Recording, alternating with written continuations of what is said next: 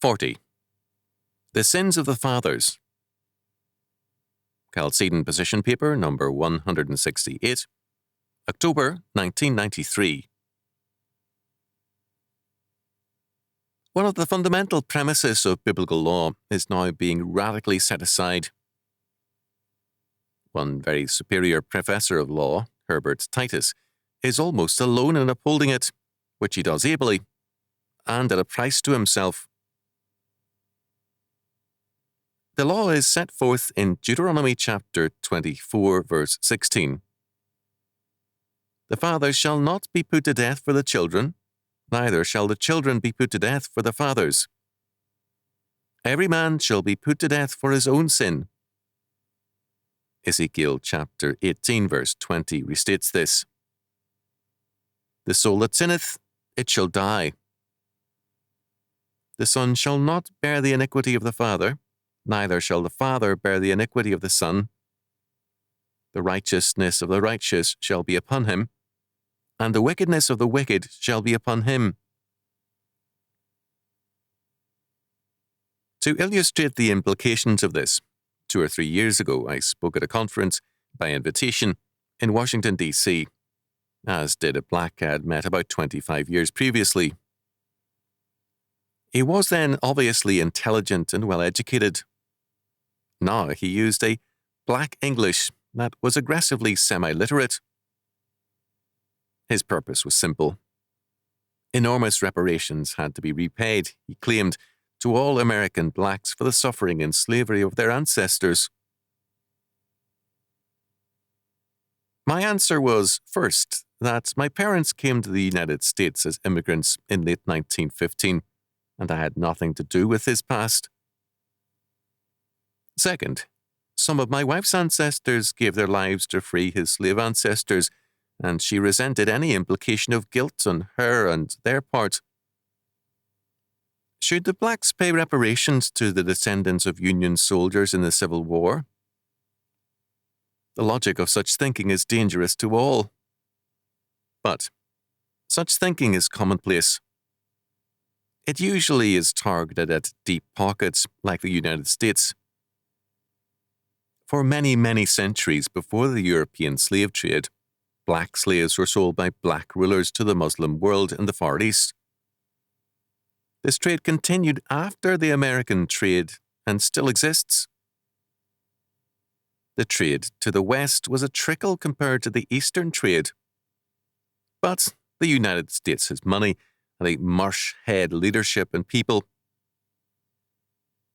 The same kind of thinking is common to non-religious Jewish circles, not the Orthodox who know God's law. Despite some brutal times, it is still true that Jews were often protected from evil peoples by Christian rulers and popes. But neither the good nor the bad in our Christian past can be credited to us. We stand or fall before God in terms of our righteousness, not a borrowed one. The same is true also of many churchmen, especially modernists. They acquire virtue in their own eyes by condemning past sins, not their present ones. There is no virtue before God in confessing our forefathers' sins, as though this makes atonement for our own. We live in a time when the confession of other people's sins is a popular religious rite, while the confession of our own sins is forgotten. We are very conscious of past sins, of forebears, and of present corporate sins of various races, corporations, nations, and groups, but we are too seldom as ready to confess our own sins. But our generation is unusually active in confessing the sins of the forefathers. If you refuse to join in this ritual, you're somehow at least morally retarded, if not evil.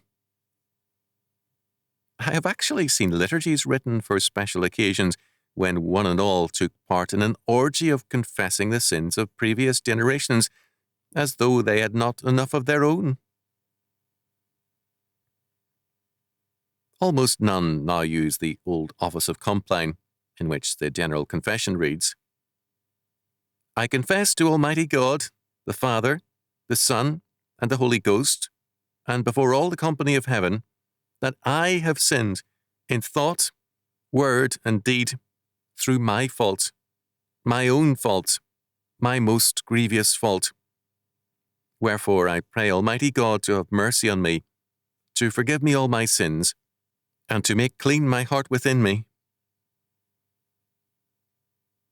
I was in my 20s when I first read the sharp language of the books of homilies from the 1500s in a sermon of the misery of all mankind, Part 1, on man's Phariseeism and his devices in justifying himself. The sermon calls on all the earth to hear the word of the Lord and to humble themselves before the Lord, confessing their own sins.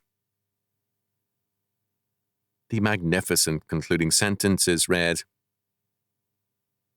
Wherefore, good people, let us beware of such hypocrisy, vainglory, and justifying of ourselves. Let us look upon our feet, and then down peacock's feathers, down proud heart, down vile clay, frail and brittle vessels. Amen.